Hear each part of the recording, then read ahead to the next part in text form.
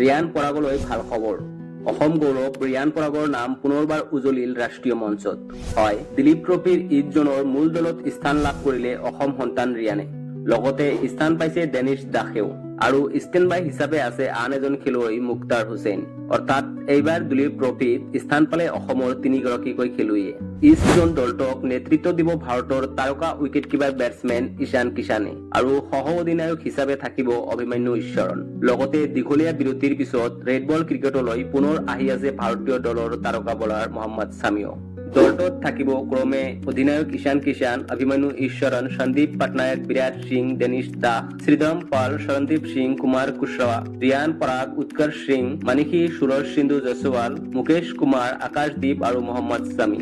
আৰু ষ্টেণ্ড বাই তালিকাত থাকিব মুখতাৰ হুছেইন, আশীৰ্বাদ সেন, বৈভৱ সূৰ্যবংশী, স্বস্তিক সমল, সুদীপ কুমাৰ গৰ্মী আৰু ৰাহুল সিং।